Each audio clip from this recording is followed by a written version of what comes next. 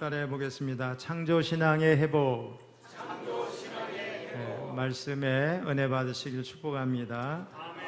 우리 감리교회는 6월 둘째 주일을 우리 환경 선교주일로 지키고 있습니다. 오늘 말씀을 듣는 가운데 창조신앙을 잘 정립하는 그런 시간이 되기를 바랍니다. 자, 하나님의 말씀 66권 가운데 첫 번째 책이 창세기죠. 창세기의 첫 절 1장 1절을 같이 읽어봅니다. 시작. 태초에 하나님이 천지를 창조하시니라. 자, 이 말씀은 히브리어로 보면 7단어에 속합니다. 자, 7단어로 된 이 말씀은 하나님이 인간에게 알려주시는 가장 놀라운 비밀 가운데 하나라고 생각합니다. 이는 하나님이 하늘과 땅을 창조하신과 동시에 우주의 역사적 시간이 시작이 됐다는 거예요. 태초에 이런 말이 있죠.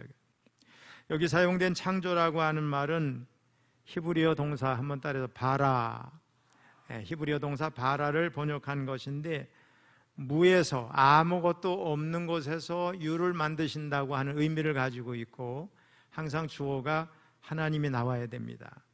자, 히브리인들은 헬라인들과 달리 신의 존재를 철학적으로 증명하려고 노력하지 않았어요. 우리 서양사를 공부하신 분들 보면 철학자들이 신존재 증명을 하는 것을 볼 수가 있죠, 철학적으로.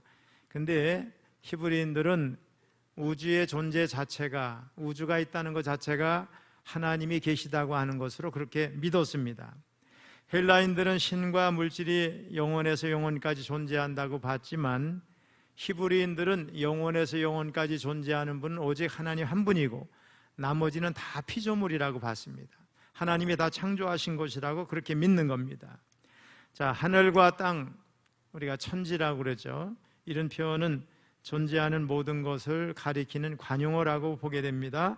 따라서 창세기 1장 1절은 우주의 세 가지 요소, 시간, 공간, 그리고 물질 에너지가 우주와는 별도로 존재하시는 하나님에 의해서 아무것도 없는 무로부터 창조되었다고 하는 신앙 고백입니다. 크리에이티오 엑스 니힐로, 라틴어로 무로부터의 창조. 자, 우리가 창조 얘기할 때, 또 진화론자들이 얘기할 때, 우주의 기원을 얘기할 때 빅뱅이라는 말을 여러분 많이 들으셨죠? 빅뱅이라는 말을 우리가 어느 한 점부터 폭발을 해서 오늘날 우주가 만들어졌고, 이 우주는 지금도 끊임없이 커져가고 있다, 이런 거죠, 여러분. 자, 그런데 빅뱅을 그렇게만 이해할 건 또 아닌 것 같고, 제대로 빅뱅을 설명하는 과학자들 그런 내용들을 보면 한 점에서 시작이 됐다 이런 뜻이라기보다는 뭔가 기원이 있는데 그것의 폭발로 인해서 오늘날 우주가 만들어졌다는 거죠. 근데 문제는 뭐냐, 빅뱅을 주장하는 과학자들은 뭔가 빅뱅 이전에 존재하는 물질이 어떻게 존재했는지에 대해서 설명하지를 못해요. 이것이 그들의 한계죠. 그냥 빅뱅이라고 하는 얘기는 하지만 그 빅뱅을 이룰 수 있는 원초적인 물질이 어떻게 생겼는지를, 어디서 왔는지를 설명하지 못하죠. 근데 우리는 알고 있어요. 누가 만드셨어요? 하나님이 만드신 거예요. 자, 히브리서 기자는 말씀합니다. 11장 3절 같이 읽습니다. 시작. 믿음으로 모든 세계가 하나님의 말씀으로 지어진 줄을 우리가 아나니 보이는 것은 나타난 것으로 말미암아 된 것이 아니니라. 자, 만약에 우리가 창세기 1장 1절의 이 기적을, 하나님이 천지를 창조하신 이 기적을 믿지 못하면 나머지 성경의 모든 기적을 하나도 믿을 수가 없는 겁니다. 자, 그런데 우리가 이 성경의 첫 절인 창세기 1장 1절의 이 기적을 믿는다면 나머지를 믿는 건 하나도 어려운 게 아닙니다. 따라서 우리는 성경의 다른 책들을 구체적으로 읽고 연구하기 전에 창세기 1장 1절 이 말씀을 깊이 묵상하고 우리 믿음의 기초를 이 창조신앙 위에 세워야 될 줄로 믿습니다. 자, 창조된 순간의 지구는 오늘날 우리가 보는 것 같은 산, 또 육지, 바다의 경계는 하나도 없고 아무 생명체도 없이 무질서한 가운데 텅 빈 상태였어요.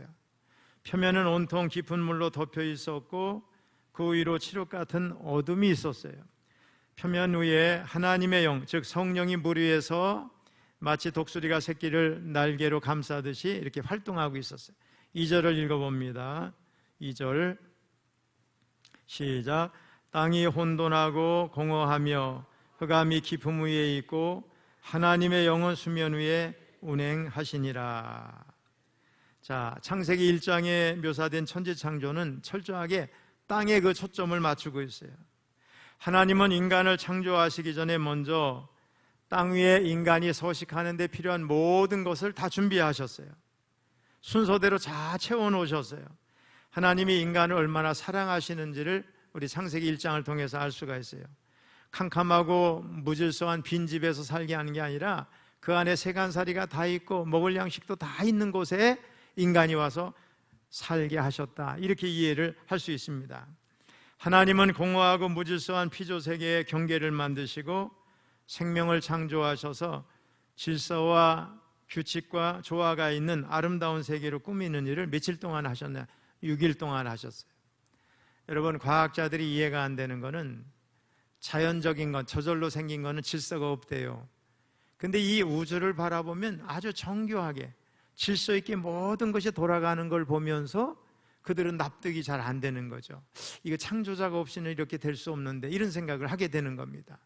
자, 하나님이 6일 동안 천지를 창조하셨는데, 자, 저를 따라해서 첫째 날부터 시작. 빛, 궁창, 땅, 바다, 식물, 해, 달, 별, 물고기, 새, 마지막 6째 짐승, 사람. 다시 한번 해볼까요? 첫째 날부터 빛, 궁창, 땅, 바다, 식물, 해, 달, 별, 물고기, 새, 짐승, 사람. 자, 3절 읽어봅니다. 3절 시작. 하나님이 이르시되 빛이 있으라 하시니 빛이 있었고. 하나님은 하늘과 땅을 창조하실 때에 일정한 형태는 없었지만 우주에 필요한 모든 물질적인 재료를 만드셨어요. 첫째 날 하나님이 뭘 만드셨어요? 빛을 만드셨는데 오늘 우리가 생각한 이런 빛이 아니에요. 그거는 넷째 날 만들게 돼요. 하나님이 무엇을 가지고 어떻게 빛을 만드셨는지 구체적인 언급은 없지만 단지 빛이 있으라, 하나님의 명령에 의해서 빛이 존재하게 됐어요. 자, 빛은 하나님의 작품인 피조세계를 인간이 알 수 있게 하는 지식의 습득, 전달의 매체가 되겠습니다. 또 지구상의 생명을 유지시키는 에너지원입니다. 자, 여러분 가만히 보면 식물은 빛을 먹고 살아요. 식물은 태양이 보내는 이 빛 에너지의 일부를 이용해서 탄산가스, 물을 가지고 광합성을 하고 생명체들의 에너지원이 되는 포도당, 또 호흡에 필요한 산소를 생산해냅니다. 동물은 식물을 먹고 삽니다. 우리 인간도 결국은 하나님이 공짜로 주시는 태양의 빛을 먹고 육신의 생명을 유지해 가고 있습니다. 자, 예수님은 세상을 알게 하는 참 진리가 되시는데 예수님의 빛으로 세상을 비춰볼 때 온전한 진리를 알 수가 있어요. 우리 예수 믿는 사람은 분명히 알죠. 주님의 사랑을 경험한 사람이 사랑이 뭔지를 아는 거고, 주님의 빛을 받은 사람이 어떻게 해요? 또 세상에 빛을 비출 수가 있어요. 우리는 발광체가 아니라 반사체가 되는 거예요. 주님이 우리에게 빛을 비춰주시지 않으면, 알게 하시지 아니하면 우리는 알 수 있는 게 별로 없어요. 자, 창조의 첫날에 빛을 만드셔서 하나님의 창조가 암흑 속에서 진행된 게 아니라 밝게 드러나게 하셨는데, 이것이 인간을 위한 하나님의 은총이라고 생각합니다.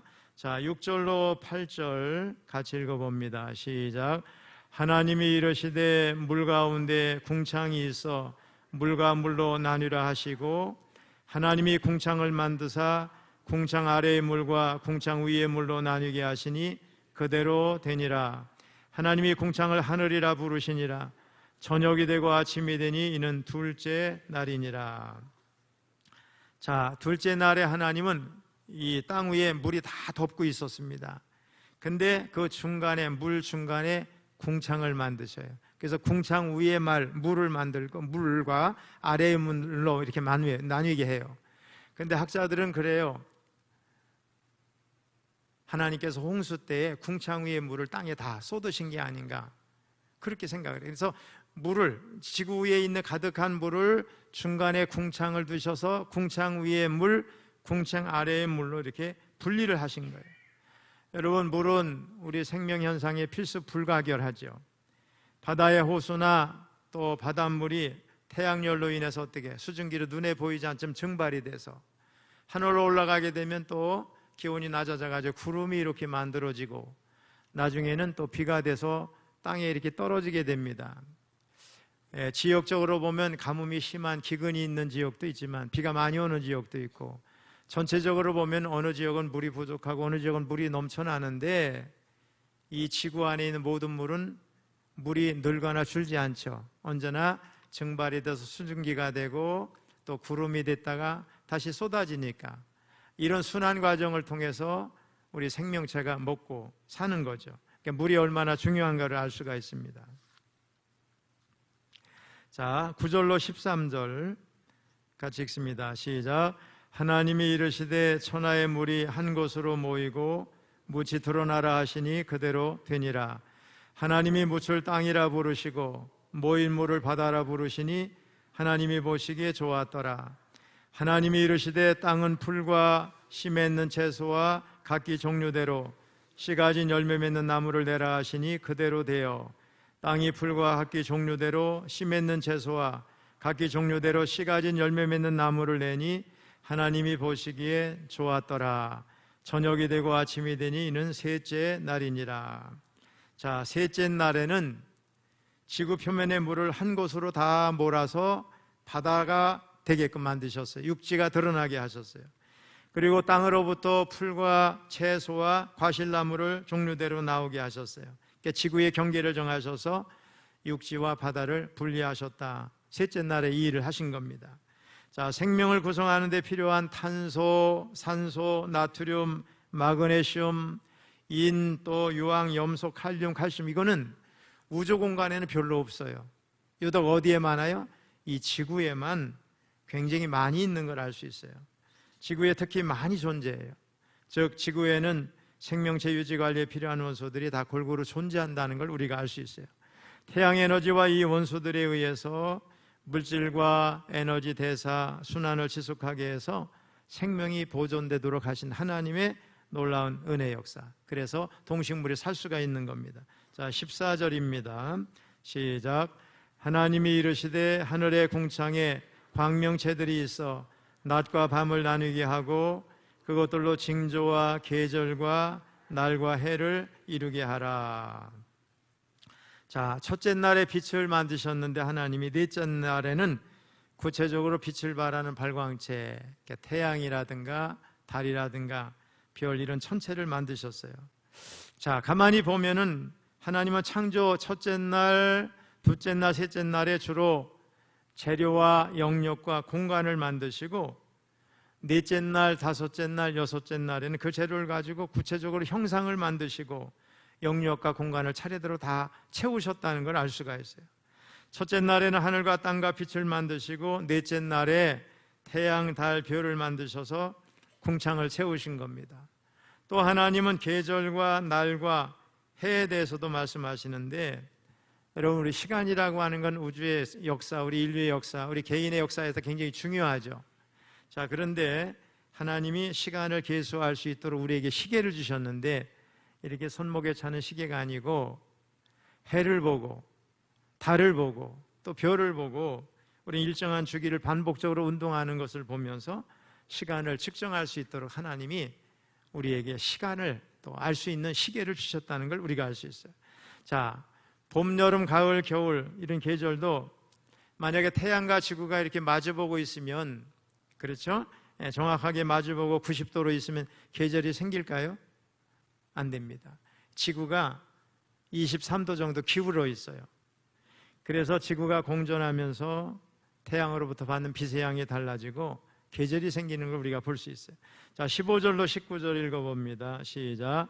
또 광명체들이 하늘의 궁창에 있어 땅을 비추라 하시니 그대로 되니라. 하나님이 두 큰 광명체를 만드사 큰 광명체로 낮을 주관하게 하시고 작은 광명체로 밤을 주관하게 하시며 또 별들을 만드시고 하나님이 그것들을 하늘의 궁창에 두어 땅을 비추게 하시며 낮과 밤을 주관하게 하시고 빛과 어둠을 나누게 하시니 하나님이 보시기에 좋았더라. 저녁이 되고 아침이 되니 이는 넷째 날이니라.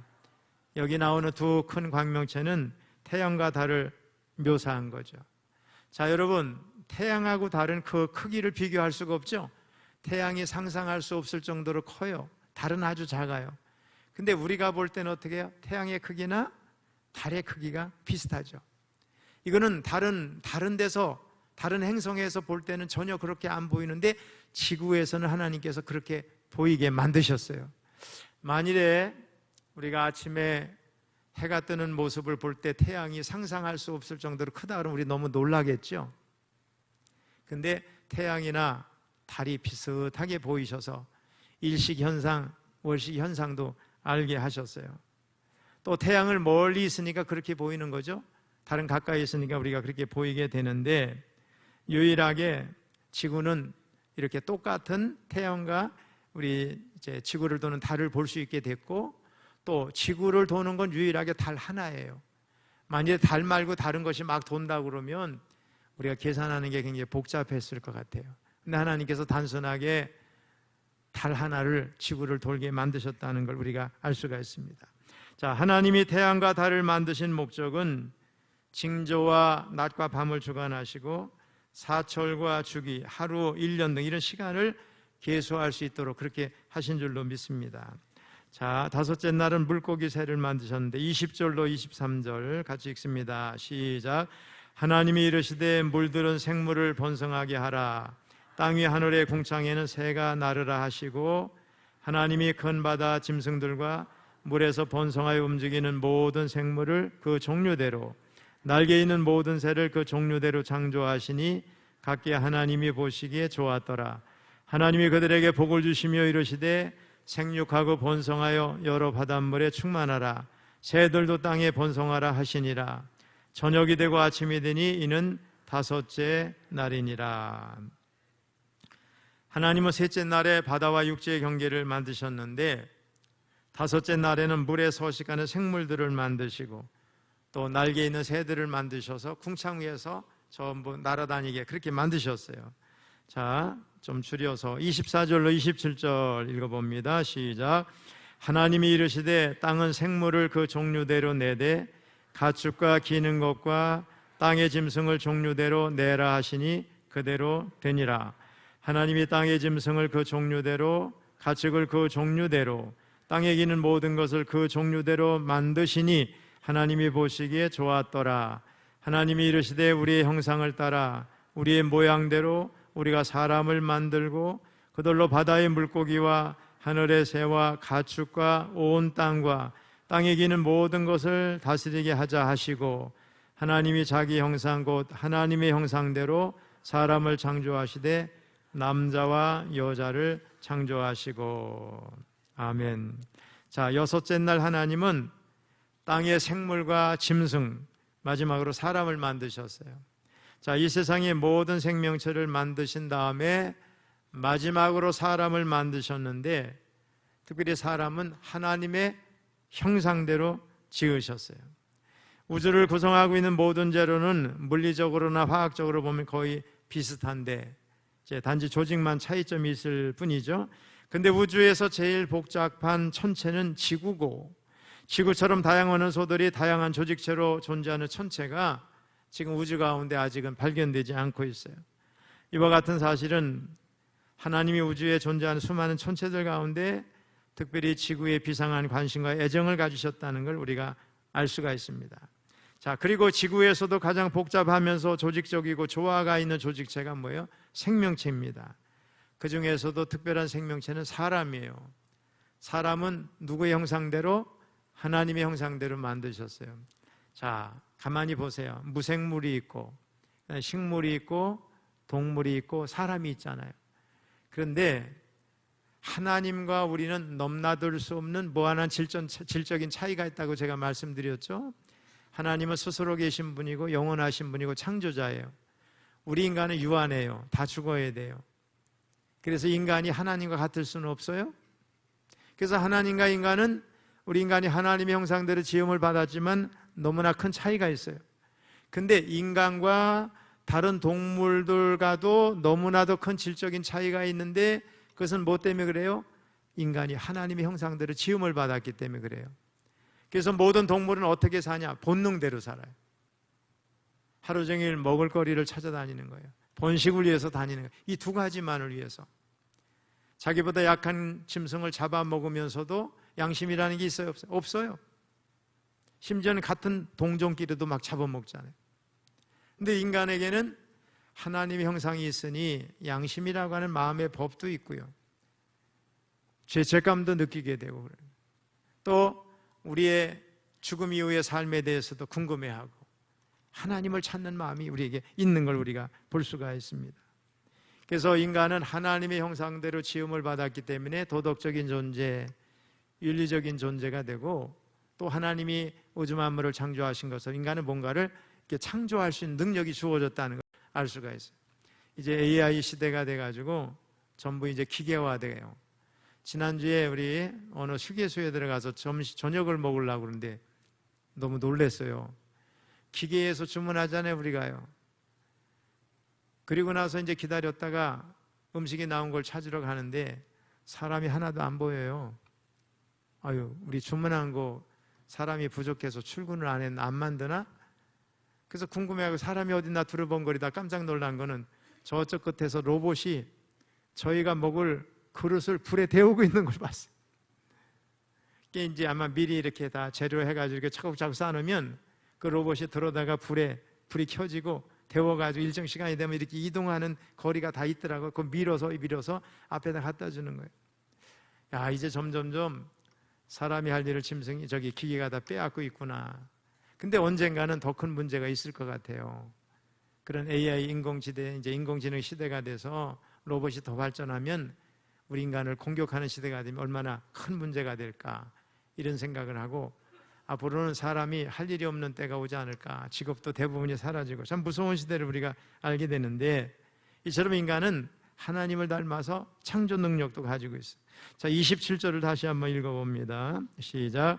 하나님이 자기 형상 곧 하나님의 형상대로 사람을 창조하시되 남자와 여자를 창조하시고. 자, 이 말씀은 남녀가 평등하다고 하는 기초가 되는, 그런 근거가 되는 말씀이죠.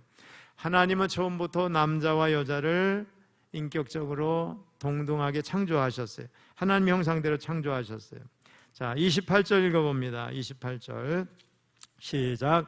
하나님이 그들에게 복을 주시며 하나님이 그들에게 이르시되 생육하고 번성하여 땅에 충만하라, 땅을 정복하라, 바다의 물고기와 하늘의 새와 땅에 움직이는 모든 생물을 다스리라 하시니라.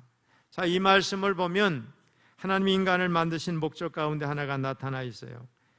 하나님은 사람을 만드시고 땅에 충만해서 땅을 정복하고 세상의 모든 피조물을 다스리라고 말씀하셨어요.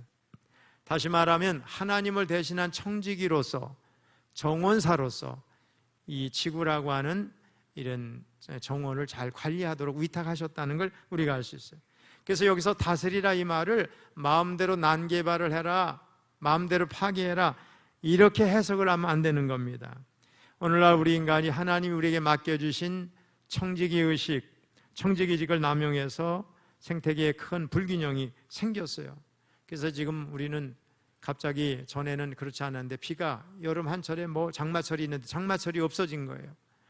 그리고 저 남쪽에서 자라던 과일들이 이제는 안 되고 너무 더워가지고, 우리 철원에서 되잖아요. 사과 같은 것도 이제 대구 사과라는 말보다는 철원 사과 이런 말을 하잖아요. 점점점 뜨거워지는 거예요. 제가 15년 전에 우리 교회 왔을 때만 해도 철원이 아침 저녁으로 선선했다는 느낌을 받았어요. 근데 지금은 전부 그래요. 그래서 지금은 철원이 춥지요 이런 사람들 있잖아요. 어디 가면 철원 참 춥지요 얘기하면 도찐개찐이에요. 제가 그래요. 와서 살아보니까 여름도 그렇고 겨울도 비슷하다, 이젠 눈도 별로 안 온다, 제가 그런 얘기를 늘 잘 합니다. 자, 피조물은 우리 여러분, 다른 피조물들, 우리 인간이 이렇게 난개발을 해서 다 위협을 받고 있습니다. 그래서 우리는 따라해서 충만하라, 정복하라, 다스리라, 요 말 속에 보존하라는 말을 첨가해야 돼요. 한번 따라해서 충만하라, 정복하라, 보존하라, 다스리라. 줄임말로 제가 그래서 베델 성서 가르칠 때 따라해서 충정보다, 한번 따라해 보겠습니다. 땅에 충만하라. 두 번째, 정복하라. 세 번째, 보존하라. 다스리라. 다시 한번 땅에 충만하라. 정복하라. 보존하라. 다스리라. 머릿속에 각인시켜야 돼요. 자, 사람은 하나님의 명령대로 생육하고 번성해서 땅에 충만해야 돼요. 그래서 캐톨릭 교회는 이 명령에 충실해서 산하 제한을 금지합니다. 어떤 사람은 산하 제한을 하지 않으면 인구가 너무 많이 늘어나가지고 이 지구에 살 수 있을까 걱정하는 사람들이 있는데, 어떤 계산에 의하면 지구에 500억이 살 수가 있대요. 500억 인구가. 자, 그러면 지금 이 지구상의 인구가 얼마나 될까요? 얼마쯤 될 것 같아요? 얼마 될 것 같아요? 70억? 우리가 늘 70억 했는데 제가 자료를 찾아보니까 82억이에요. 엄청나게 늘었어요. 근데 500억이 살 수 있는 이 지구에 지금 82억밖에 없으니까 더 많이 살 수 있는데, 그래도 사람들이 여러 가지 문제가 발생된다고 생각하는 이유는 뭐냐? 사람들이 도시에 몰려 살아서 그런 거예요. 하나님께서 땅에 편만하라고 그랬는데 시골 지역, 도시 지역 이렇게 다 흩어져서 살면 우리가 편안하게 살 수 있는데 사람이 사람을 의지하고 살기 때문에 그런 거예요. 자, 땅을 정복하라고 하는 이런 문화 명령은 땅이 지닌 잠재 능력을 잘 발휘할 수 있도록 잘 개발하라는 뜻이에요. 난개발을 하고 자연환경을 파괴해도 좋다 이런 뜻이 아니라는 걸 우리가 알아야 되겠습니다. 특별히 모든 생물을 뭐라고 그랬어요? 다스리라고 그랬어요. 근데 여러분, 큰 바위, 큰 나무, 큰 생물을 보면 사람들이 어떻게 해요? 절을 하죠. 하나님이 우리에게 명령하신 것과 전혀 다른 행동을 하고 있는 거고, 하나님이 만드신 피조물 앞에 절을 하는 인간이 얼마나 어리석어요. 저 인도에 가면 절마다 섬기는 짐승도 있고 뭐 곤충도 있고 그런데 어떤 데는 쥐를 섬기는 절이 있어요. 그래서 제가 이 글을 읽고 너무 놀랐는데, 여행객이 가서 그 절에 구경하다 쥐를 한번 밟아서 죽이면요, 그 인생은 끝난 거예요. 거기서 배상금을 자기 돈이 아무리 많아도 물어내기가 어려울 정도. 인간이 얼마나 어리석으냐 이거예요. 지금도 시골에 가면 철원에는 그런 분 없는지 모르겠어요. 큰 나무 밑에 절하는 노인들이 있죠. 어르신 밤새 안녕하셨습니까? 그런 사람들이 있어요. 지금도 그래요. 나무가 크거나 돌이 크거나 큰 동물들, 고래 같은 걸 보면 섬긴단 말이에요. 그러니까 하나님께서 자연 만물을 만들어 주시고 다스리라고 그랬는데 우리가 우상 숭배하는 모습을 볼 수가 있어요. 그래서 범신론, 다신론이 전 세계적으로 많아요. 여러분, 피조물은 숭배의 대상이 아니에요. 다스릴 대상이라고 하는 걸 성경이 분명히 말씀하고 있어요. 우리 사랑하는 성도 여러분, 창조신앙이 너무 중요해요.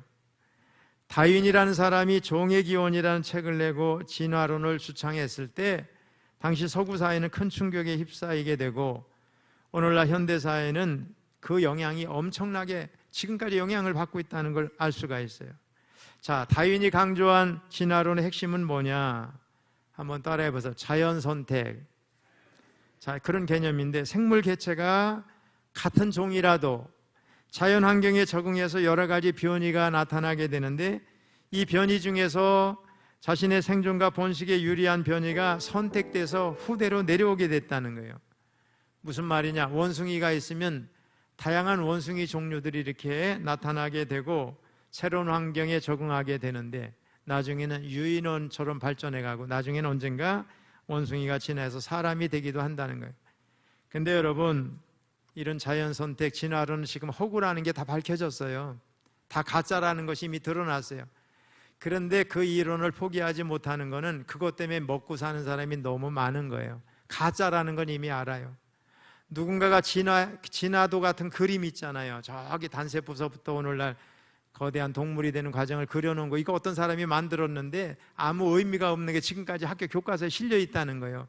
뭐든지 한번 가짜가 만들어지든 어쨌든 사람들이 인식하면 버린다는 게 어려운데, 자, 모든 생물이 진화할까요?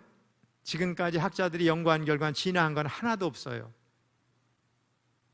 만일에 진화가 사실이라고 그러면 여기 앉아있는 여러분들도 다 달라야 돼요. 모습이 조금씩 다르단가 뭐 하나 새로운 기관이 생겨 있다든가 다 그래야 되는데 하나도 없는 거예요. 오늘 성경에 뭐라고 했어요? 따라해보세요. 각기 그 종류대로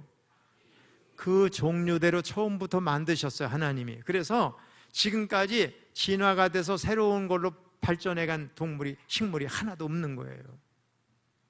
우리는 가짜에 세뇌화되고 있다는 걸 우리가 알 수가 있어요. 여러분, 원숭이가 사람이 되나요? 원숭이는 원숭이예요. 자, 생명체가 하나님께서 창조하신 대로 존재하는 것이 아니고 자연의 선택 과정을 통해서 거쳐 존재한다는 주장, 얼마나 잘못됐다는 걸 우리가 알아야 되고, 그 결과 세속주의, 인본주의가 독버섯처럼 자라나게 됐고, 오늘날 지구는 하나님 중심이 아니라 인간 중심의 세상이 되고 있어요. 게다가 진화론자들은 정신세계나 영적 세계를 배제한 채 유물론적 사상을 발전시켜서 공산주의라고 하는 것이 만들어졌고, 과학만이 인류에게 행복을 가져다 줄 수 있다고 주장해서 과학 만능주의가 만들어진 결과 인간의 정신세계가 황폐화되고요, 수많은 사람들이 죽임을 당했어요. 자, 여러분, 도미노 게임을 한번 생각해 보세요. 일정한 간격으로 블록을 세워놓죠. 그리고 그 안쪽에 있는 블록을 탁 치면 넘어지면서 쫙 돌아가면서 전체가 넘어지는 걸 우리가 한번 보세요. 진화론의 위험이 바로 이건데, 첫 번째 도미노인 창조신앙을 흔드는 거예요. 이걸 쓰러뜨리려고 하는 거예요. 그래서 이미 그 마음속에 창조신앙이 쓰러진 사람들은요, 다른 어떤 것도 믿음을 갖지 못하게 되는 거예요. 그래서 창세기 1장 1절에 이 말씀을 믿지 못하는 사람은 성경의 다른 말씀도 믿지를 못하는 거예요.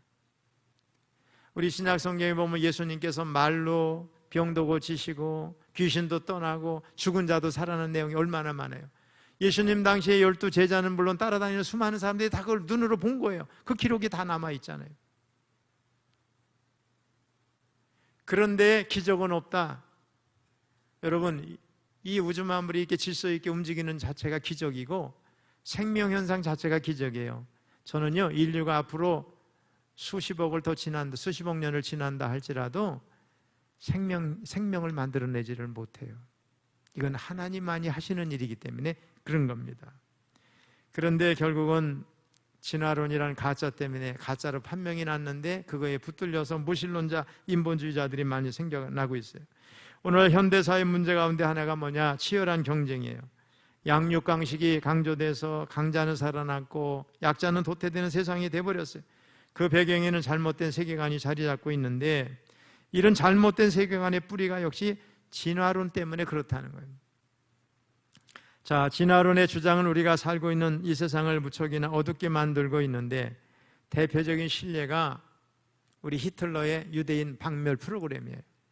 히틀러는 아예 유대인이란 민족을 말살하려고 들었어요.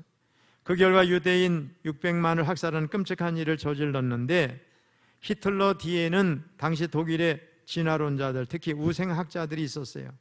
우월한 저 독일 민족이 저 열등한 유대인들을 다 도태시켜 없애도 상관이 없다고 하는 이 무서운 신념을 갖게 만든 겁니다. 지금도 제2, 제3의 히틀러가 곳곳에서 일어나 치열한 경쟁을 조장합니다. 인종차별, 빈부차별, 지역차별, 갖가지 차별을 일으켜요. 그래서 우리가 사는 이 세상은 자꾸 어두워지고 있는 거예요. 특히 진화론자들은 인생엔 아무런 목적이 없대요. 단 하나, 자기 유전자를 남기기 위해서 치열하게 경쟁할 뿐이라는 거예요. 여러분, 그런가요? 그래서 인간은 허무주의에 빠지는 거예요. 그렇지 않죠. 우리 인간은요, 특별히 예수 믿는 사람은 하나님이 나를 이 땅에 보내셨다고 하는 거, 또 나에게 소명이 있다고 하는 소명의식이 너무 분명하죠. 그런데 이런 진화론에 빠지게 되면 그 결과 니체 같은 사람이 나오는 거죠. 진화론에 심취하다가 뭐라 하죠? 신은 죽었다고 그랬어요. 그리고 그동안 인간이 추구한 모든 가치들, 삶의 목표들을 다 부정했어요. 그래서 니체는 새망치를 든 철학자라고 말해서 다 부정하고 다 부숴버렸어요.